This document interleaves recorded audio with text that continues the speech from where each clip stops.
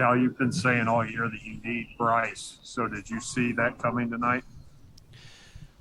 Well, all I've been talking about is preparing for an opportunity. I showed them a video to the team, and really it would hit Damian and him a little bit harder. But I said every one of you at some point in your career will be in this boat, that you're not playing as much as you think, you're not getting the shots that you think, so now you don't work. And then you get an opportunity, and you don't take advantage.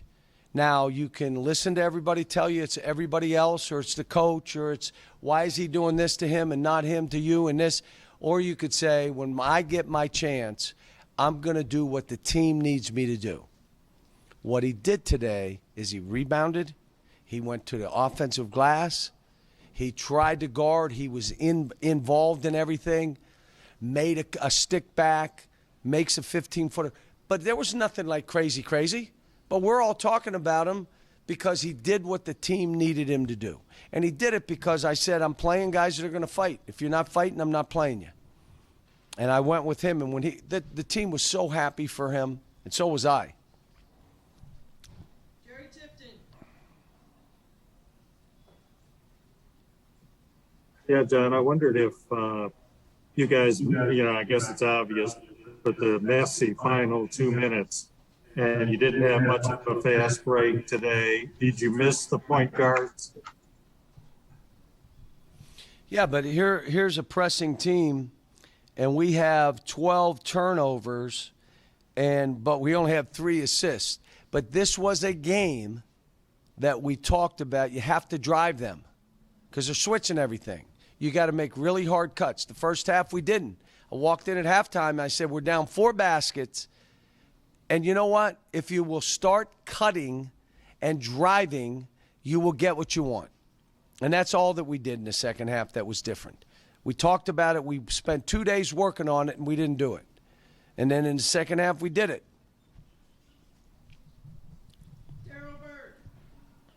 Yeah, John, I wonder from a psychological standpoint for the team heading into March, are you better off having to win these 2 games when you're shorthanded unless, the other way being if everything had been rolling smoothly?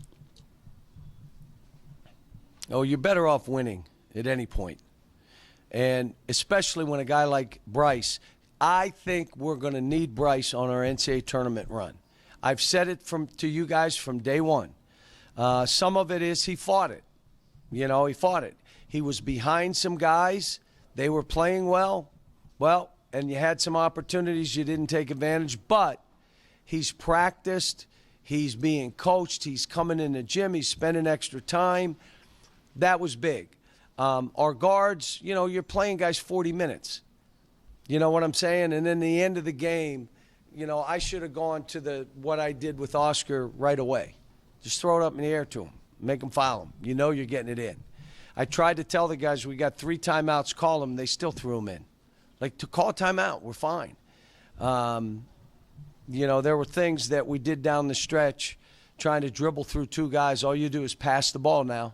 Just pass it. Why'd you do that? He grabbed me. You didn't even need to do that. So we did some things dumb down the stretch. But the reality of it is you're up 10 or 12 with a couple minutes to go. It's a good win.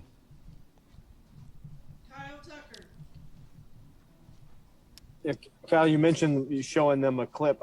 And somebody said Alabama. Nick Saban.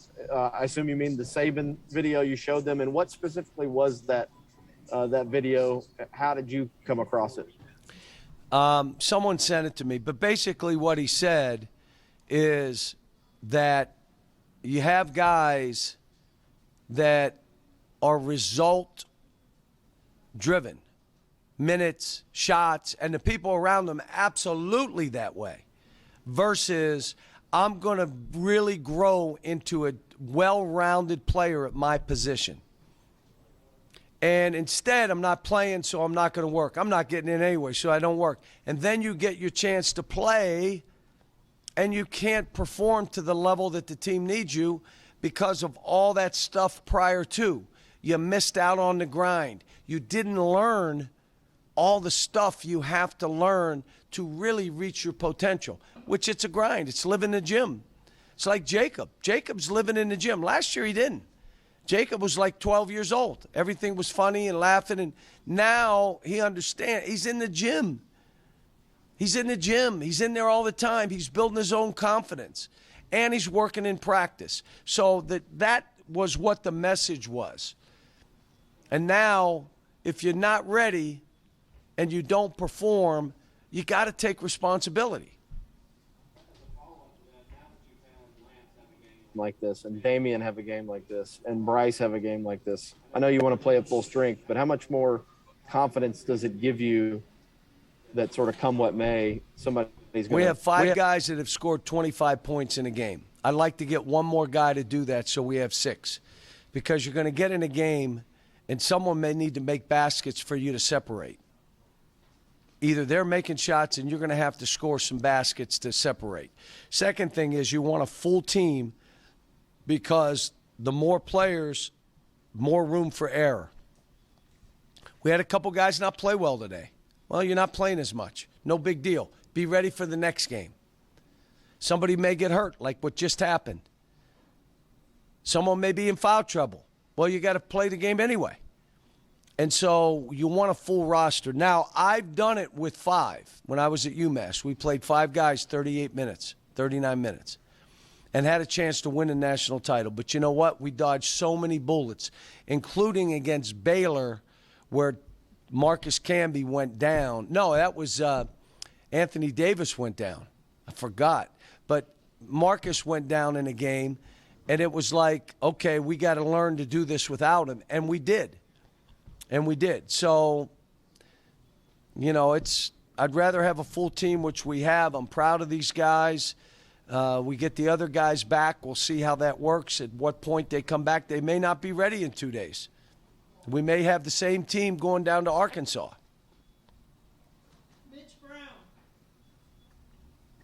Coach, the way this team responds now to deficits compared to the way they did earlier in the season, how much have you seen them kind of grow in that department and just not flinching no matter what the deficit is?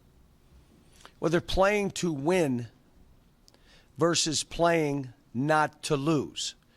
And I've told you guys, my whole mindset is always on how are we going to win this. It's never like we could lose this. My mind doesn't flip to that. And I'm trying to tell them, you play to win. If you don't win, you don't win. But you play to win. Playing not to lose gets you to lose. Play to win. Play to stretch it out. You may use clock.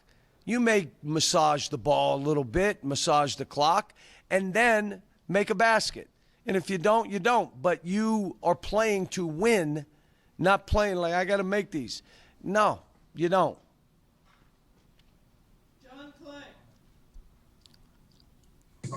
John, you with Bryce, you preached it and preached it about taking advantage of the opportunity. But how much does it matter to you to have a close-knit team that holds guys accountable so that they'll buy in and do what you're talking about? Well, here's what I said to him yesterday. A good team has good players. A great team has great teammates. These guys are terrific teammates. They're great teammates. That gives us a chance. And we're talented. But when you're great teammates, people watch the game, and you know what they say? Man, are they fun to watch.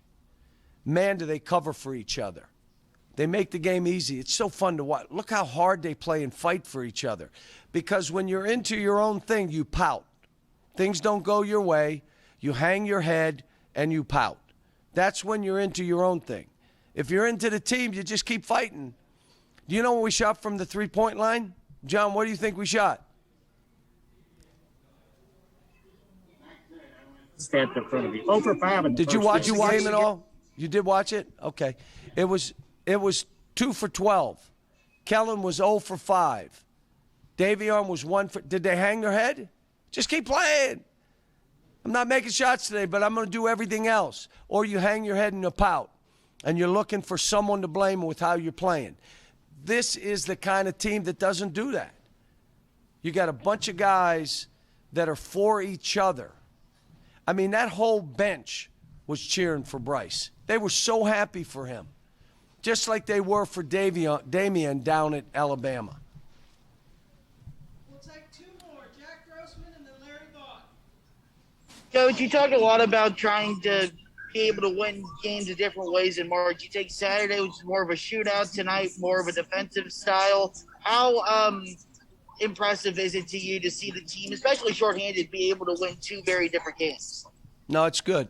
It's good. They they did some stuff pressing that we're going to have to work on, but we got again. You press when we got our full complement of guards, and you stretch the court out on us. Good luck.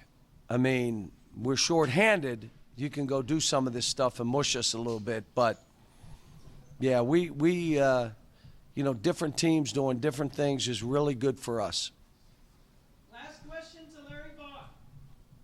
Yeah, John, just talk a little bit more about Kellen and Davion, what they've had to do these last two games, how they've accepted different roles, and how you felt they have played, and especially how they have taken care of the ball. No, I said, in doing it for 40 minutes, not subbing them, think about that. And I felt I needed to save those timeouts this game because of late, and thank goodness I was right. Normally I would have called some along the way to give them a break. But, knowing how this team presses, knowing how we were shorthanded, I thought we needed those at the end. But they played good. I mean, you talk about both of them. They have 5 turnovers together, and they play how many minutes? 38 and 40? Come on. And Davion defended the whole game. He could have played another 10 minutes. Defended the whole game.